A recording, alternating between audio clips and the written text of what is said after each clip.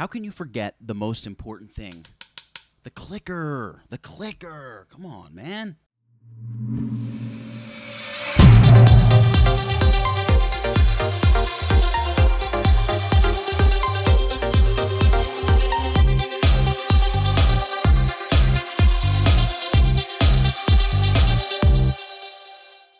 Hey everybody, welcome to this Photoshop tutorial brought to you by tutvid.com. I am so fired up today because we have such a cool tutorial that we're doing. This film just came out a couple days ago, Suicide Squad. We're going to make this amazing poster for it in Photoshop, entirely in Photoshop. We're going to work with 3D and all kinds of other amazing things. You're absolutely going to love it.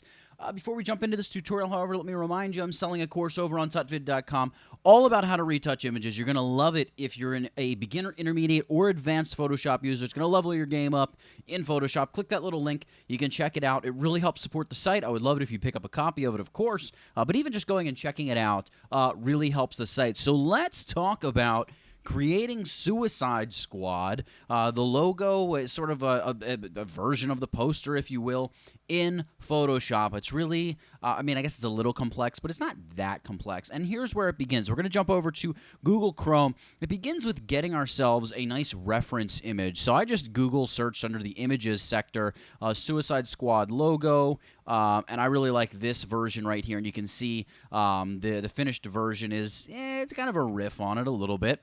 So we're going to attempt to make this. So what I do is just right-click, and you can just copy the image, and we're going to end up pasting it into a Photoshop document. Let's go to Photoshop, go File, New to create a new Photoshop document, and we're going to set the width to 2560 and the height to 1440. There we go. We don't want to go too big on the document size because we are going to be working with 3D, and it can take a really long time to render, depending on how powerful your computer is, but also depending on how fine and precise your render is going to be, and also how big the actual Photoshop document is. All right, what we're going to do is we're just going to hit Command or Control V to paste in our reference image. There it is. Voila. I'm going to rename this layer Ref Image, and I'll just shut that off for now. And before we jump back into Photoshop, let's go back over to Google Chrome. I have a few links that I have down in the description to this video. This is going to be stuff that you really want to have. I have a free font. Well, it's free for personal use. If you're using it in like a legit project, you're going to need to contact the designer and figure out what you can use it for. But there's a nice, very Suicide Squad-esque logo. It even comes complete with sort of the punch-out skull effect. We're going to be doing that ourselves, though, later on in the tutorial. We're going to need a nice concrete texture, and LostandTaken.com has an amazing one. Again, this is all linked down in the description. And then Brush Easy has some great ink brushes, some snow brushes, some sort of splatter brushes, and some lens flare brushes. Now, links are all down in the description to this tutorial. I'm going to minimize that window. All right, I'm going to go to my background layer here, and I'm going to go Image. Actually, I'm going to go Edit, Edit, Fill, and we're going to choose to fill this with 50% gray. Hit OK. We've got a nice neutral gray background. All right, and the next thing we're going to do is grab the Type tool, and I'm going to type with my foreground color set to white. I already have my font as that Suicide Squad font. We're just going to click once, and we're going to type out the words Suicide, and then enter return and the word squad. Now I'm going to hit the little check to commit this change, and I'm going to go Edit, Free Transform, and I'm going to scale this up, holding down my Shift and Alt keys. That'll be Shift and Option on the Mac. I'm just going to scale this up, making it relatively large. That's probably big enough. All right, enter return. I'm going to grab my magnifying glass. I'm going to zoom in just a little bit here. There we go. Now back to the Type tool. What we want to do is open up our character panel here. Well, actually, you want to also open up your paragraph panel and just make sure your text is centered. It's going to keep things kind of nicely aligned there for us. I'm going to double-click on the T for the type layer, and I'm going to select the word squad, and we're going to make this larger. So the word squad has to be probably just a tiny bit wider than the word suicide, and you can see that it's now, like the line height is not great enough. So we're going to come over here to line height, and again, I'm just holding down Shift and tapping the up arrow key. I'm going to bump it down just about kind of like that. You don't want there to be too much space between the letters, but you also obviously don't want them smashed right there on top of each other either. Now, one of the things, if we commit this change and check out our reference photo, we're going to be cutting through the type, all right? See these two areas where it's sliced? And I'm just taking note here. It is like a direct slice has gone through the letters. So the angular part of the A should almost be lining up with the middle of the D, and the S kind of lines up straight on. So let's look at that. The S is pretty good. The A probably needs to be moved over a little bit. So let's go ahead. You can save your live type layer if you want, just by hitting Command or Control J and just shutting this off. With my text layer, I'm going to simply right-click and choose Convert to Shape. All right, so what we've just done is our live type that we could edit, change the size, change letter spacing and line height. It's now path-based shapes that we can edit. It's still vector. You can still scale it as large or small as you want, but it's path-based shapes that we can work with. This is important because, for instance, we're going to grab the direct selection tool here, and the path selection and direct selection tool, those are your sort of selection tools for paths. You can see all the points here on our path. One of the things that we need to do, I'm just going to click out anywhere. I'm going to drag a selection over to the center part of the queue. See, we select all of those points, hit the delete key, get rid of that. The queue in Suicide Squad, if we turn on our reference image, is solid. One of the things that we need to do, like I said, is we want to kind of space these letters out a little bit to move the A over a little bit more underneath the D. Not too far, but a little bit. So let's grab our direct selection tool, and I'm going to select both the D and the A, and just use my right arrow key and just nudge this over. I'm going to nudge it over right about there. All right, so now obviously the Q and the U are a little out of whack, so let's select the U, and I'm going to deselect these points here on Q, and I'm just going to nudge my U over just a touch, maybe down a little bit. And then I'm going to grab all of the Q just like this, and I'm just going to nudge it over a little bit. And you can see we've kind of spaced out the letters a little bit more, but most importantly, our A is now in place for that slice to come through. All right, so now that we've done this, we're going to go ahead and make those slices. And we're going to do this using the line tool. Now, I have my line height set right around 30. In fact, I'll just go with 30 straight up. The size or the weight of your line is going to depend both on the size of your actual image and also the size of the font. Smaller type, you're not going to need it to be like a weight of 30. Maybe it only needs to be 10. So it's going to be up to you and the image that you're working with to decide, what you want to do in terms of your weight. Now, the other important thing here is from this little icon here, we want to choose Subtract Front Shape. What this is going to do is this is going to allow us to work within the same path, not create a new shape layer, but simply actually cut a hole in our path that we have here. So all this text, you can see it's here on the shape layer. And what we'll do is we'll just drag this straight down. I'm just going to nip right along. I'm looking to make sure my line comes right along the inside of the S curve there and also the inside of this ending point of the lower S. So just like that, boom, we slice that right off like that. And then here, coming through the D and right through the up stem of the A. Let's select this whole kit and caboodle. So we've got our two lines that are cutting through all these other paths. And now from the same icon drop-down menu, we want to choose Merge Shape Components. This is going to sort of simplify things. You can see this operation will turn a live shape into a regular path. Would you like to continue? Absolutely. So what we're going to do here is go ahead and grab the Direct Selection tool. And I'm going to select this part of the S. All right, and I can just go Edit, Free Transform Points, excuse me, and I can just tilt this into the S a little bit like this, maybe nudge it upward a little bit, something like that probably looks good. Enter, return, and we can always bring up our reference image and look. You can see it's actually out a little bit away from the S, the regular part of the S, if you will. So that's done in 3-dimension. We're probably not going to do anything like that. We're just going to sort of tilt it over a little bit. Let's just go ahead and select the lower part of the S. Command or Control T to go free transform again. Let's tilt this guy in, maybe bump him upward a little bit as well. Great, commit that. Let's go ahead and grab the anchor points for the A. See, I grabbed the top two anchor points. I'm holding down my Shift key, and I can just hover over the bottom two anchor points or select them, and now we've selected that whole shape. Let's go ahead and just nudge this together. All right, that looks pretty good. Maybe what I'll do is just bump it back a little bit and just nudge it in a little bit closer to the A. There we go, something like that looks cool.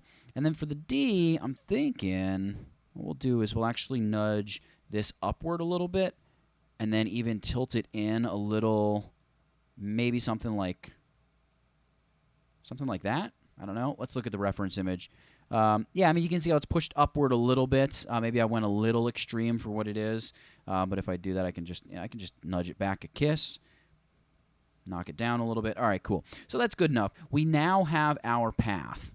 And at this point, we're ready to jump into 3D editing. You can save this just straight shape layer by Command or Control J to duplicate it. In fact, let's do that just in case we really mess things up with 3D. We can always just go back and start afresh.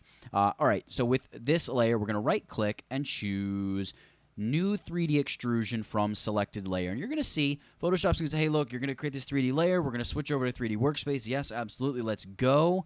And here we are in 3D Workspace. Maybe a little overwhelming, but super exciting. All right, here's what we need to do. I'm going to try to keep it pretty simple. Right now, if we need a couple panels open. Number one, the Properties panel, absolutely essential. I've got it mounted right up over here.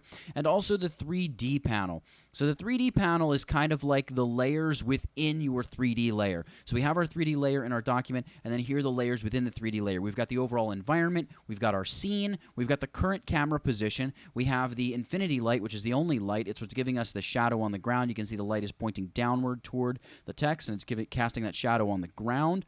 The actual Suicide Squad content, that's the actual, paths. If I shut that off, you're going to see everything goes away. And then you have sort of your default camera view. So if we select current view and then we go down to this little box here in the bottom left corner and right-click, we can choose to view our text from the left or the right. Let's just choose to view it from the left. You're going to see the whole camera is going to swing around. And we can see that the depth, our text is like this deep. You can see it on the screen. It's just the extrusion is far too much. So if I select Suicide Squad over here in the 3D panel, we have an extrusion depth option that comes up in the Properties panel. We want to reduce this way down to, like, I don't know. We basically want the extrusion to be about as deep as the letters are wide. So maybe something like 75 pixels for an extrusion would be great. That looks pretty good. So let's take a quick break from playing around with the Suicide Squad text effect and learning all these crazy 3D things in Photoshop. Are you following me on Instagram yet? You should really be following me on Instagram. There's a lot of cool stuff I post over there, and it's an easy social media network to kind of keep in contact with people. Make sure you go follow me on Instagram. My username is @tutvid, just like wherever the little bug came up on the screen pointed out to you. Let's get back to the video. All right, so once we've decided and figured that out, right-click on that box down there again in the corner. Whoop, there we go. Right-click, go down, and just select Default Camera. It's going to bring us back to our original view.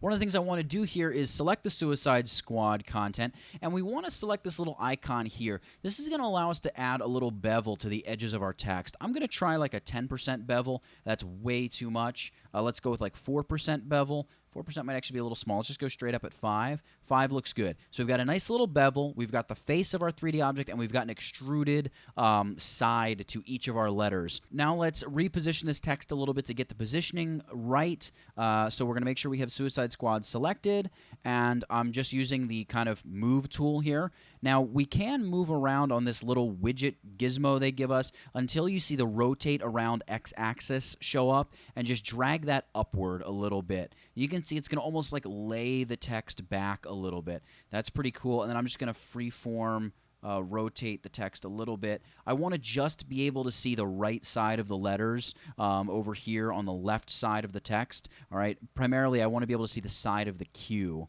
One of the other things I want to do is I want to select the Suicide Squad bit over here in the 3D panel, and I want to uncheck Cast Shadows. I don't need any shadows. We're moving this text into its own abstract environment. We have no need for shadows. Now, one of the things that I want to do is I want to duplicate my 3D layer because I want to save one copy of my 3D content, which is going to be sort of like my base for selecting stuff.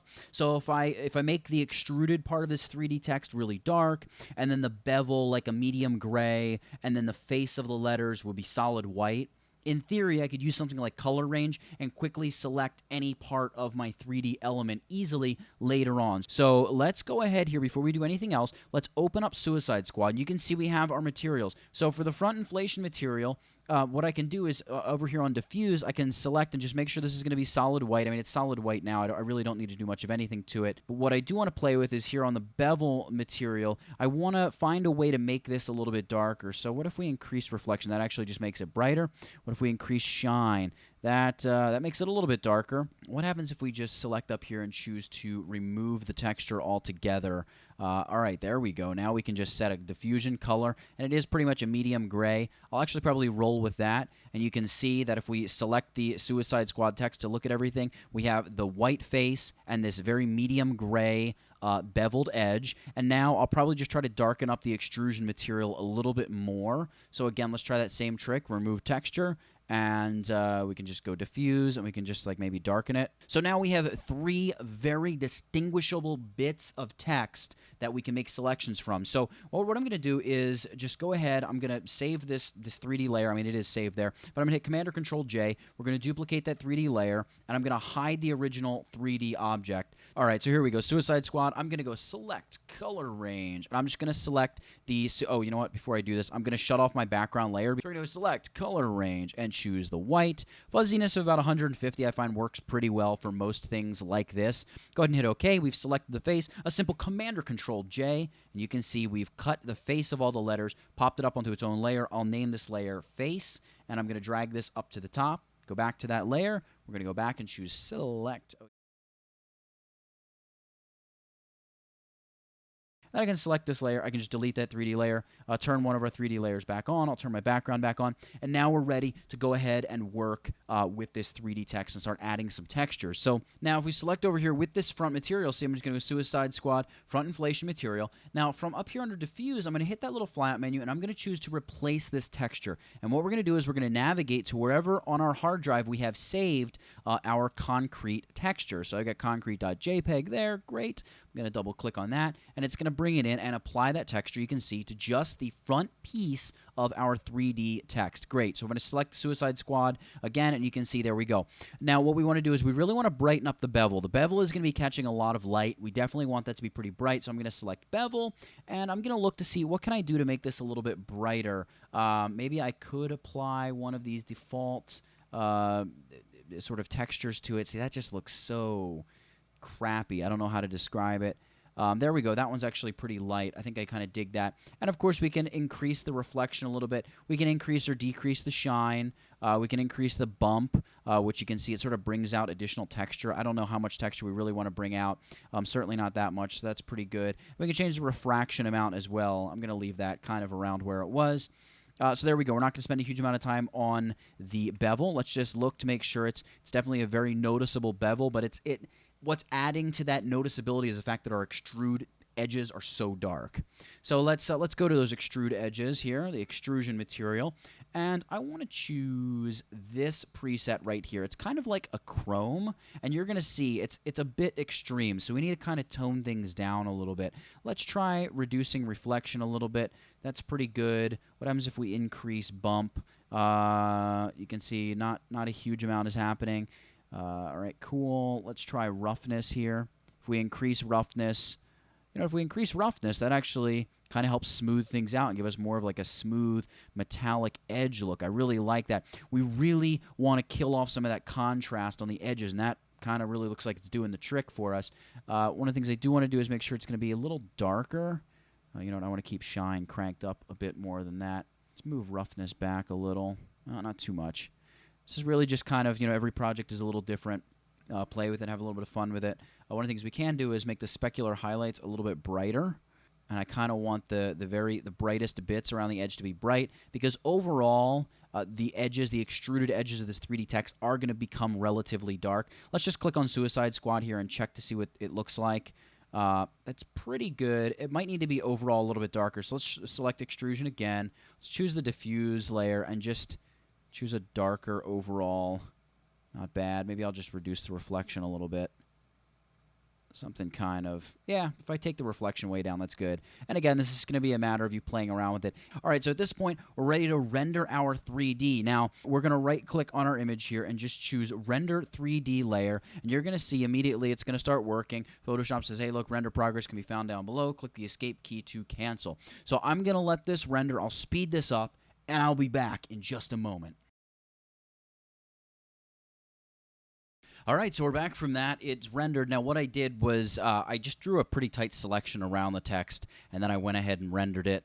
And it looks pretty decent. So Command or Control D to deselect, get rid of that selection. And basically the rendering process is just going to help smooth things out, correct edges. I think I had mine set to like 3 or 4 there for that setup. And it took, I don't know, 16 minutes or something, 13 minutes or somewhere right around there for it to just crank through this. Let's go ahead and switch back to our Essentials workspace here, just to get rid of all those additional 3D panels that we don't really need. What we want to do, and now that I have the text, by the way, I'll just delete this old Suicide Squad shape layer. We're going to hang on to this stuff, though, for the time being. Let's right-click on the Suicide Squad text and choose to convert it to a smart object. So we're sort of wrapping our 3D object within a smart object, so we can like scale it and push it around and just generally, good stuff.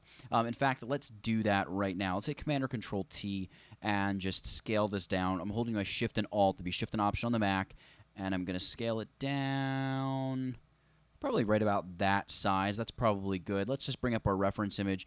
Yeah, I mean, that's probably about right. In terms of being right there in the middle of the image. Oh, and you know what? Actually, before we do anything to the text, let's create our initial colored background. Now, I like to do this using this reference image as well. So what I'm going to do here is I'm going to right-click on the reference image, just convert that to a smart object, and then just kind of make it pretty small. And not super tiny, but relatively small. Let's hide our 3D text and create a new layer above the background layer, and let's just call this layer Colors. All right, well, if I can spell, let's go Colors. There we go. And what I want to do is I'm going to sample colors from this image and paint all around my photo to create a background that's at least relatively similar. So I'm going to grab my brush tool. It's just the letter B, and I'll right-click, and I want to make this a very soft edge brush, and I want to make it a very large brush, something like, I don't know, 500-600 pixels in size, maybe actually a little bit bigger. Let's go like 750.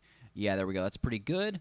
Now what we'll do is we'll just begin sampling colors from this layer here in the middle. So I'm going to hold down my Alt or Option key. I'm going to grab this like bright aqua up here in this corner, and we'll paint some bright aqua up there. Let's go with this kind of light green here. Let's go with kind of this moodier bluish color. Let's grab some pink for this bottom corner.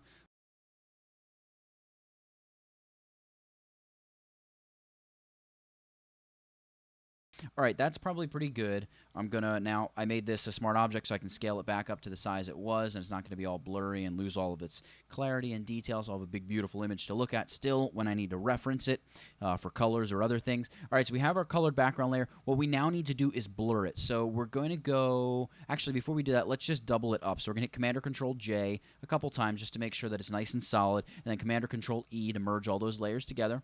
I just hit Command or Control E twice there. Now we're going to go Filter, Blur, Gaussian Blur, and we'll probably blur this like, I don't know, 150 pixels, something like that. That's pretty good. Maybe a little bit much. Let's try straight 100 and see what that looks like. Now, you know what? I actually think we'll go in the middle, maybe 125. Cool. All right, now to kind of intensify this a little bit more, Command or Control J to duplicate the colors layer and set it to a blend mode of like overlay or maybe soft light. No, you know what? Let's roll with overlay, but I'll just reduce the opacity way down, maybe to around 30. So there was just gray. Now our text is over this nice colored background. All right, so now that we have that, now we're going to go ahead and apply an adjustment layer. The adjustment layer we're going to use here is a curves adjustment layer. Again, hit that little icon to just clip it to the layer below, and we're going to darken our Suicide Squad text. I'm going to pull down up here. That's going to pull down on all the brightest bits of the image, which is primarily going to darken up those bevel edges that are a little bright for my taste. Again, I probably should have made them a little bit darker in the 3D editing bit of this, but you know what? We've got. All right, so we went with our curves adjustment layer. We're also going to add a levels adjustment layer here, and again, we're going to clip that to the layer beneath it. We're going to use this to just straight increase the contrast, and this is really mainly to pull out as much of that sort of concrete texture and richness as we can. Again, we can knock down just the overall whites, just the brightest of those pixels, knock them down a little bit to kind of bring the bevel into a little bit more under control. Now, this may seem a little counterintuitive. We're going to add a brightness contrast adjustment. We are going to clip this to the layer beneath, and we're going to reduce overall contrast as well for our text. You may say, well, this is dumb because we just increased contrast with the levels. Yes, we did, but the point of increasing contrast with the levels, like I said, was to bring out the concrete texture. Reducing the contrast with brightness contrast is going to allow us to preserve a lot of that texture, but still kind of, make maybe some of those blacks not quite so black. We can even go with, like, use Legacy, and that's going to do some serious contrast reduction. So maybe I'll only go to, like, -15, -20, something like that. All right, and now that I'm looking at this, I think I might want to increase the contrast of the extrude edges. One of the things that we need to remember, though, is I did not scale down those extrude edges with my text, but because our text is a smart object, I can go Command or Control-T, which is free transform, and it's letting me know, all right, you scaled down 73.09% and 73.13. So let's just try scaling this down and see what that does for us. Command or Control-T, let's go 73.09. And what was the other one? 73.13. And that should be the same size. We're going to commit that change. And now what we need to do is just nudge it into place. So I'm going to nudge it up, nudge it over a little bit. I think that's pretty much in place. There we go. Cool. All right, so let's just load those extrusions as a selection. Select our little brightness contrast adjustment layer.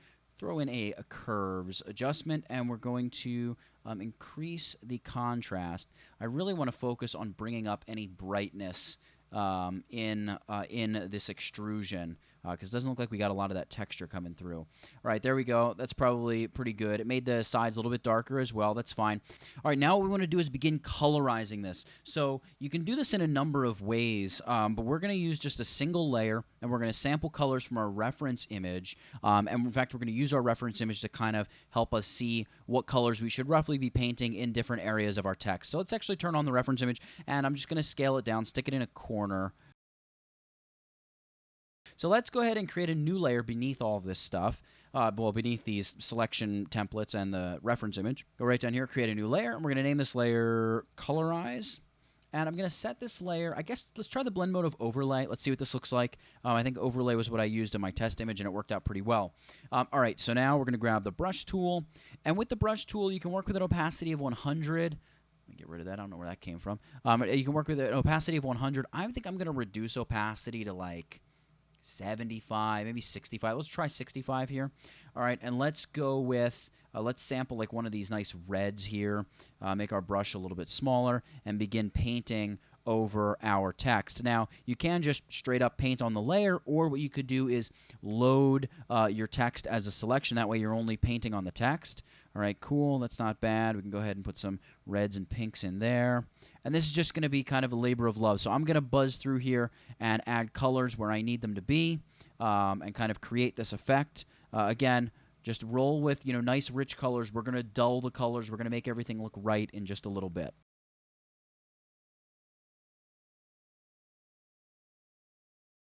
All right, so you can see we have our basic colors going on here. It's not 100% perfect, but it looks pretty good. Let's double this up. Command or Control-J. That's way too intense. Let's kind of tone that back a little bit. There we go. Something like that looks pretty good. All right, now at this point, let's size down both of these bits of our selection just so we have them. Command or Control-T. What was it? 73.09 and 73.13. Let's go ahead and commit that, and then I'm going to just nudge these guys over into place just so we can select individual elements because I have a feeling it's going to come in handy in a little bit. There we go, something like that. That's pretty close. Again, it doesn't need to be like exact pixel perfect, but obviously, the closer you get it to being pixel perfect, the better. All right, cool. So I'm going to Command or Control click to load those bevels. They do look like they have a little bit of like a bluish effect on them. So what I'm going to do is I'm going to, above the Colorize adjustment layer, I'm going to apply a black-white adjustment layer and just kind of, force them to become black and white again. I'm going to Command or Control click on that mask to load that mask as a selection. And maybe what I'll do is I'll even bring up a levels adjustment and just kind of like pump some additional light into them, or maybe just a general overall contrast. You just want to be careful when you're playing with these. We do want them to be bright, but we also don't want them to adversely affect the rest of our text. All right, so I'm going to load my 3D text as a selection just by Command or Control clicking on it, and then I'm going to create a channel mixer adjustment layer because, of course, then it's going to automatically create the mask for me. Let's go monochrome. Let's boost the light a little bit here. And I think I'm going to try setting this to soft light. I want to see what it does to my colors. So you can see it's really like intensifying those colors. I'm probably going to reduce the opacity a bit. The colors seem a little bit reserved to me, so I'm going to Command or Control click that mask. I'm going to drop a Vibrance adjustment layer in there, and I'm going to pump the vibrance of these colors up, maybe even the saturation. You want to be careful with the saturation because you can really start to lose a lot of good detail fast. So that looks pretty good. Again, we can always tone this back in a little bit. In fact, maybe let's put the channel mixer on top of this because then we can kind of Yeah, we can just kind of pull back on that a little bit, but still allow that channel mixer to add some intense contrast and darkening. That looks pretty cool. Now, as you're looking at the text, if there's any bits of text that need to be brightened, and I would say maybe the face of the S and the top part of the Q here, maybe a little bit of the U and I, those could be brightened up a little bit. So what I'll do is I'll load the face as a selection and just apply like a levels adjustment layer here, and we can just brighten, whoops, I'm going the wrong way. We can brighten the whole kit and caboodle up a little bit. Something kind of like that, maybe. That looks actually kind of cool. Kind of like what that's doing overall. What it's bringing out is that edge on the bevel is very noticeable, and I think it's because we just increased the contrast a little bit too much on that beveled edge. So what we'll do is we'll go up to this levels adjustment layer where we're adjusting the contrast of the beveled edge, just reduce the opacity a little bit. We're kind of freehanding this a little. All right, so let's check out our reference image once more. In fact, I can probably get rid of the mask. I'll just drag the mask to the garbage. We don't need that anymore. It's not in our way.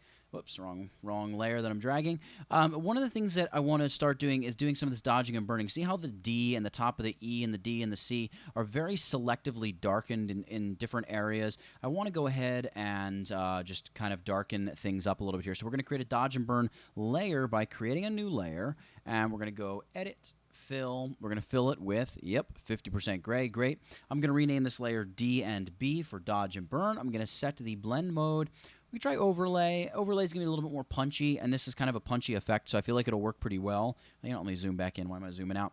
All right, now I'm going to grab my burn tool. Exposure set to 50 is great. We'll make the brush a little bit larger, and we're just going to kind of gently tap the areas that we want to burn in. Don't worry if you're burning stuff out here. We're going to mask this dodge and burn layer in just a moment.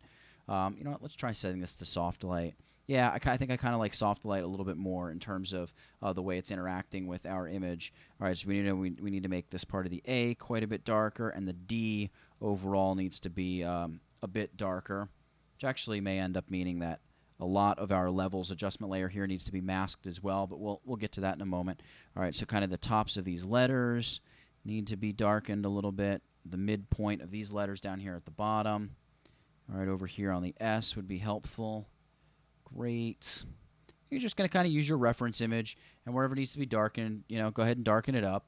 And then what we'll do is we'll now load our original Suicide Squad layer as a selection, and then just go ahead and hit the Add New Mask icon. It's going to mask our dodging and burning.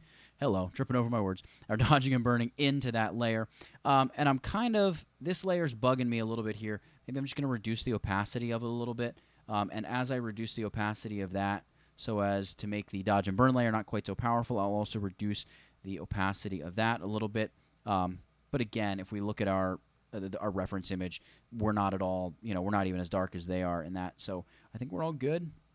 I'm going to boost up my soft light effect here a little bit. Take to like 75 or so. I wonder if that will help kind of balance things out. Reduce my vibrance just a smidge, give it more of like a gritty industrial color look. That's pretty cool. So again, the extrusion's still a little bit dark. That is kind of bugging me. Maybe if I shut off that curves adjustment layer that we made before, I think I will shut that off for now because something didn't go right with our render out. As you can see, we should have a little bit more light in our in that part of our image, basically. In fact, well, no, we're not going to make this more complicated than it already is. All right, so we're going to go ahead now, and we're going to add some kind of some yellow hot spots. So you can see we have sort of these hot spots where it's kind of like the light behind our text will be bursting through. We're going to create a new layer, and we're going to set this layer to... Let's try Color Dodge. Color Dodge is an amazing layer if you use an amazing blend mode if you use it the right way. Let's open up our swatches here, and we could do a couple things. We could sample right from this bit of the image, or we could select a color in here. So I could go with like one of these lighter yellows. There we go. We kind of make these yellow flare-ups, which is kind of cool. And we will mask this to our text in just a second. I'm just looking here to see, maybe if we have one kind of down here as well. Oop. All right, so there's before, there's after, and also we're going to mask this to our original 3D text, and we have that original 3D text there as the mask for dodge and burn, so we can hold down our Alt or Option key and just drag that mask right up onto this layer, and let's call this layer Yellow Spots, a very attractive name indeed.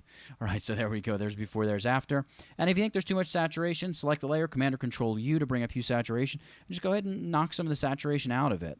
You know, it's going to obviously interact with the layer underneath to a certain extent, but you can control the saturation. I think I will actually knock some of that saturation out of there. I kind of like that. So now what we're going to do is we're going to use some flares. We're going to go into those custom brushes we downloaded. We're going to use some flares to really add some pizzazz to this image. So we're going to create another layer, create another new layer, and we're going to name this layer Flares. And this layer is also going to be set to that blend mode of color dodge. Now what I'm going to do is I'm going to right click. It's going to open up my sort of brush dialog box. Actually, before I do this, I'm going to make sure my brushes are back at an opacity of 100%. Right click, and from this little gear flyout menu, choose to replace the brushes. And I'm going to choose this, I call it my flares. It's just, you know, my general collection of flares. All right, so I'm going to choose, I'll probably just stick with something generic, choose like this flare here. I'm going to actually open up my full-on brush editor, because what we want to do with our flare is set the roundness to like 20%. It's going to make our flare this very thin sort of flare, and set the angle of the brush to 90 degrees. So now what we have is kind of this flare that's very tall, and it's very tall and thin. So I'm going to undo that. We need to make our brush a little bit smaller, so I'm going to size it down to, I don't know, somewhere around 1,000, 1,200 pixels. And again, we can just bring up our reference image. We can reference this again. We can see we've got light shooting through here along the edge of the S in the kind of those areas. So all right, let's grab a nice maybe yellow and see what happens. That's far too yellow, as I kind of suspected it would be. Let's go with more of a butter yellow. Still too yellow. We need more of an orangey beige color, maybe one of these, almost browns. All right, something like that. Cool. Now, one of the things you're going to notice with these flares is they really stick off way up above and below your text. So let's just throw a layer mask on this flares layer. Let's right-click once more, bring up our brushes panel. I'm going to grab like this 200 pixel soft edge brush, make it much larger, something like 500 or so. I'm painting with black, and I'm just going to kind of dust in the top and bottom edges, just kind of like that. That's going to kind of, you know, it's just going to kind of rein the flares in a little bit. So we still have the intensity of the flares, but they're not quite so obnoxious. I'm just going to look back here. I'm going to see what happens if I get rid of some of my contrast, because I still feel like the overall effect appears to be a little bit too heavy for my liking. I'm going to reduce the opacity of my levels here and my curves adjustment layer, which means I need to go in and reduce the opacity of my yellow spots layer even more, and maybe even of my flares layer. Just kind of bring that under control a little bit. So now to try to maybe control the colors, let's load our 3D text as a selection, and let's try throwing a gradient map onto this. Now the gradient map, we're going to just do a regular black to white. It's going to basically give us black and white text. We're just going to simply use this as a desaturating agent. So we're going to use this to just kind of peel back some of that color and intensity, just like that. You can see there's before, there's after. Great. And I may also do another brightness contrast adjustment and reduce overall contrast. I'm not really going to mess with the brightness too much, maybe a little bit of the brightness. And then I'm going to hold down Alt-Option and just drag that same mask upward. So you can see there's before those two adjustment layers, there's after. Just kind of helps rein it in a little. So now let's move on from kind of playing around with the colors. We could spend all day playing with the colors and the tones and perfecting them. Let's look at adding the little skull face to the Q, and then the environmental elements that are really going to pull this image together and make it look really cool. All right, so here's what we're going to do. We're going to create a new layer. And I'm going to name this layer Skull. And we're going to zoom in here on the Q. And what I'm going to do is I actually have a couple different types of brushes I'm going to use to paint this onto the letter Q. Again, you can use the brushes that I've recommended. You can find other brushes online that you think will work for you. I'm going to right-click here, and I'm going to... You know what? I'm going to load those X brushes first. So I'm going to choose Load. I want my flares to stay in here. I'll show you why in a moment. I'm going to choose Load, and I'm going to do the Free Ink Crosses brush pack. Again, the link for this is in the description of the video. And if I scroll down, you can see we've got all these nice crosses. I'm going to go with this one right here, and I'm going to make the size like something like that. Looks good. All right, now what we need to do is get just the perfect shade of pink, and this I'm gonna literally lift it from the image. So I'm going to hold down my Alt-Option key. I'm going to select that really hot pink, hide that reference image, and I'm going to go ahead and click once, and then I can actually rotate this X a little bit just to make it look a little bit off kilter. There we go, twice for the eye. Don't worry about it sticking off the edge of the Q. We're going to mask it in place in just a moment. Now what we need to do is add sort of a nose and teeth. Now I'm going to also do this. This is with a different brush pack. I couldn't find this brush pack. I'm pretty sure it's free. It's kind of this ink splatter brush pack, and it has a really cool brush. And this particular brush here, it almost looks like a comet. I'm going to downsize it quite substantially, maybe take it down to like 65 pixels. Great. Again, we're painting just with pink, so I'm going to paint once for the nostril. I'm going to flip it along its x-axis, and I'm going to paint twice for the other nostril. Now I'm going to rotate it. So we're going to do a tooth, a tooth.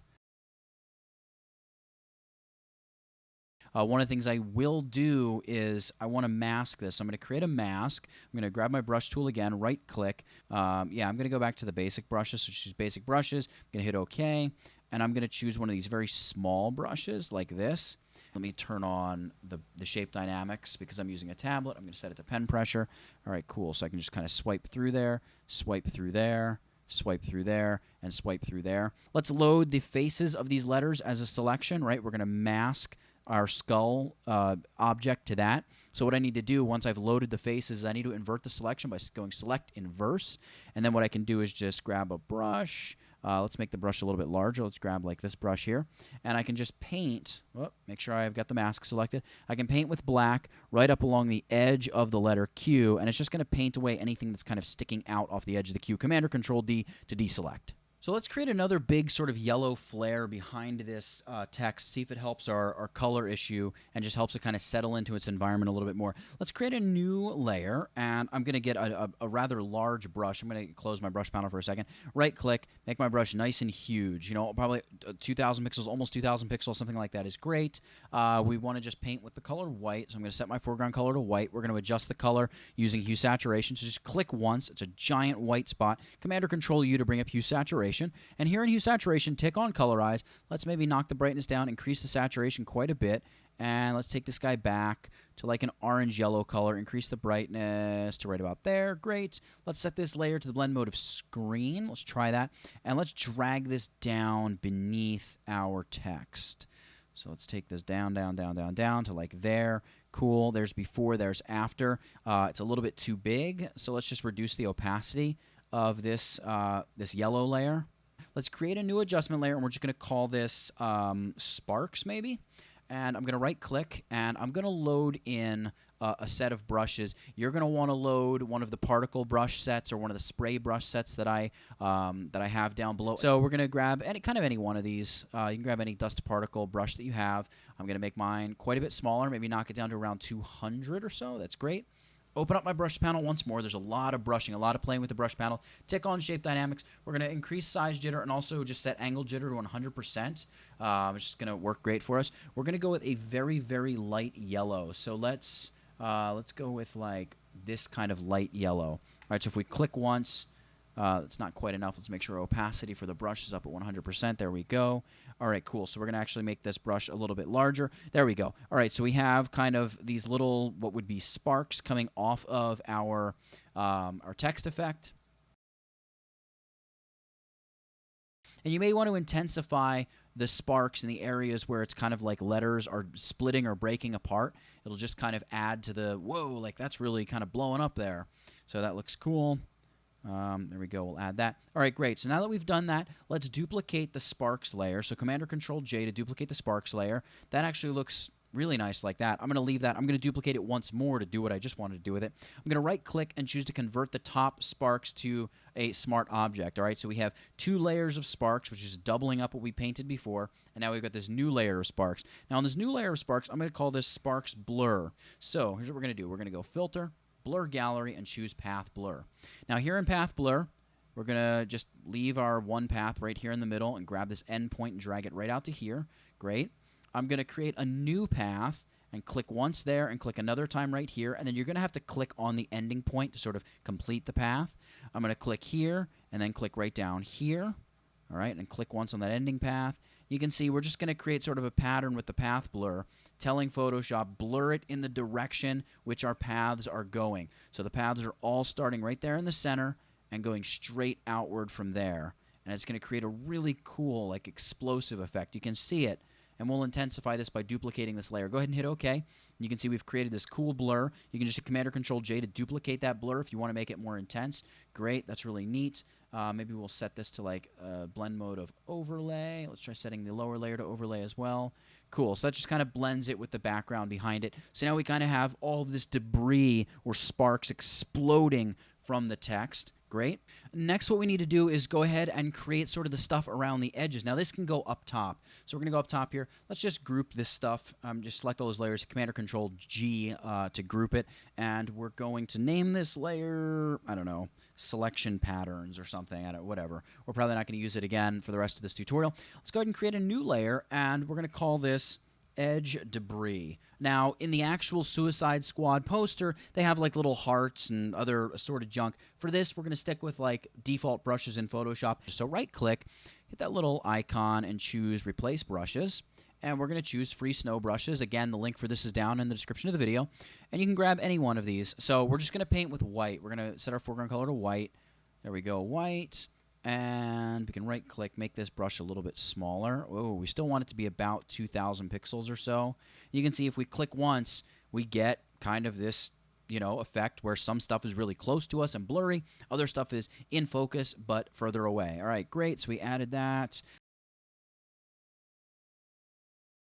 What we can do is we're going to throw a layer mask on this layer now, and right-click once more. We're going to go back to our basic brushes. We're going to choose OK. We don't want to append it to the end of the list. Let's grab like this big 500-pixel brush, make it even larger. So I'm going to make it like 1,000, maybe more, 1,300, 1,400, and set my foreground color to black. And we're just going to begin clicking around our text so we sort of start fading out this effect. Now that we have that, we can set this layer to a blend mode of like, let's try overlay, see what that looks like. That's pretty cool. Command-or-Control-J maybe to duplicate it. That's pretty cool. And maybe paint away some of this center by just setting our foreground color to white. I hit the letter X, by the way. Reduce the opacity of our brush tool, and just gently paint some of this back into some of these areas to make the transition look a little bit more natural. What we're going to do is add kind of these circles, which is it's just a default brush in Photoshop, so we don't have to go finding more brush packs. This tutorial, trust me, is complex enough as it is. Look at all these layers. Ay, ay, ay. Let's name this layer Circles. And I'm going to grab the brush tool, right-click, and again, we're going to load another brush pack. This is just the default assorted brushes. If you have Photoshop, you're going to have this brush pack. Assorted brushes, great. I'm going to choose OK, and I'm going to grab this 59-sized circular brush. Great. We're going to open up our brushes panel, and this is where we do a little bit of editing to this brush. We're going to, choose Shape Dynamics, change Size Jitter, maybe bring it up to like 60, 70%. Angle Jitter doesn't really matter. We're going to turn on Scattering and make Scattering like max, 1,000%. Then we're going to select Brush Tip Shape and increase the spacing maybe to like 100 or so percent. Again, we're still painting with white. We're going to set the opacity of the brush tool back to 100%. And you can see here, when I just click and drag all around the edges of my document, it's just going to throw in just very randomly placed, randomly sized circles. That's all we want to do. We don't want there to be too many of them, but there really should be a few of them. All right, great. So once we've done that, we're going to duplicate this this layer, Command-or-Control-J, and we're going to hit Command-or-Control-T, and we're going to make these circles all bigger by holding down Shift and Alt. That'd be Shift and Option on the Mac, and just scaling these circles up a little bit, and maybe moving the edge over just a little bit like that. We're going to blur these now by going Filter, Blur, Gaussian Blur, and maybe blur these. 125 is way too much. Let's try like 10 pixels. That's maybe a little bit too much even. Let's go with like 7 or 8. 7 looks pretty good. Cool. Let's duplicate this layer now by just hitting Command-or-Control-J, and we're just going to drag it back the other direction, and that's going to give us some sort of out-of-focus circles up there as well. Cool. Let's select the bottom circles layer so you can see these two layers, they're hanging out there. This layer, though, let's set it to a blend mode of like overlay. See, it's going to kind of make it a little bit less pronounced and maybe even reduce the opacity a little bit. And actually, to add even more depth, let's go ahead and grab the lasso tool and hold down your Shift key and just like grab a chunk of these circles. Right, so I'm going to grab a few chunks of the circles actually. And these are the smaller circles. We're on that bottom circles layer. All right, so we're grabbing chunks of these circles, and then we're going to feather the daylights out of these selections. So we're going to go Select, Modify, Feather, and choose to feather them, 25, 35, maybe 40. Yeah, let's go 45 pixels. So really feather these selections, and then we'll blur the circles within these selections. So these two layers here, these are circles large. So here on the small circles layer, we're going to blur some of these small circles to add even more depth. So we're going to go filter blur, Gaussian blur, and let's choose, you see 7 pixels is way too much. So we're going to choose like maybe 3.5. See what that looks like? Cool. Let's go 3.5, hit OK. Command or Control D to deselect. You can see just that helps kind of fake the depth of these circles. Then if we add those circles back, that's great. I'm going to maybe reduce the opacity of these larger circles a little bit. It's been a lot, but we've gone and we've added and faked all of this depth around the type. The last thing to do is going to be to add kind of that clouds texture. If we look at our reference image, we've got all these clouds. So let's go ahead and add some of those clouds behind what we're doing. Let's go ahead and add these clouds behind our image. So what we're going to do is underneath the colors layer, but above the background layer, we're going to place our clouds. The trick is going to be forcing our colorized layer that we painted, remember way back at the beginning of the tutorial, we want that to colorize our clouds. So what we need to do is select the bottom colors layer. So what we want to do is set our bottom colors layer to the blend mode of overlay. You're probably not going to see a huge difference because we're just over this 50% gray, but you're going to see when we drag in our clouds images, you're going to really start to see some difference. So let's go to Finder. Let's start with just this clouds image. I'm going to drag and drop it in here. And then I'm going to make it a bit larger, drag it up. Let's drag it up to be big. There we go, something like that. Go ahead, commit that change. That actually kind of looks neat just like that. Now, it dragged it in, it made a smart object. We want to just right-click and choose to rasterize the layer. And then I'm going to make the layer black and white by hitting Command-Shift or Control-Shift-U. There we go. And I'm going to set this layer, let's try setting this layer to like the blend mode of soft light. That looks pretty good. That kind of just like softens things a little bit. Let's increase the opacity of our other color overlay layer just to really give this some good intense color. I actually kind of like that. At this point, you can go in, you could brighten up the text a little bit if you wanted. Personally, I still think there's not quite enough color in it. So I'm going to get rid of some of these black and white options. That actually looks kind of cool, and maybe the whole thing could just stand to be a touch brighter. So let's try making it a little bit brighter, boost the blacks a little bit. So I mean, you can come in here because it's all adjustment layered out and everything like that. You can tweak and you can adjust and you can really make things just how you want them to be. And now that I've done that, now I feel like it does need to be a little bit darker or a little bit more sort of desaturated, something like that. Reduce the opacity of that a little bit more. And you can just keep playing with it and playing with it and playing with it. Maybe intensify the flares. Just duplicate that whole layer, Command or Control J. Or, oh no, look at that. We can just boost the opacity. Because I reduced the opacity a little bit to get those flares kind of rocking in there a little bit more. Just have fun with it generally. So for creating the Suicide Squad text effect in Photoshop, that's it. Get it? Got it? Good. Nathaniel Dodds, Intouchvid.com. I'll catch you in the next one. Today's moment of brilliance is brought to us by Mirko Ilic, and his quote is, "Think 8 hours, work 2 hours." And I love this quote because it talks about the importance of pre-production and planning, but also the extraordinary importance of executing those ideas. Speaking of executing, go ahead and hit the like button for this tutorial. Subscribe to my channel if you haven't already, and make sure you check out my newsletter. When you sign up for it, I send you a free Photoshop course that you're absolutely going to love. You can also follow me on Snapchat, Instagram, Twitter, or Facebook.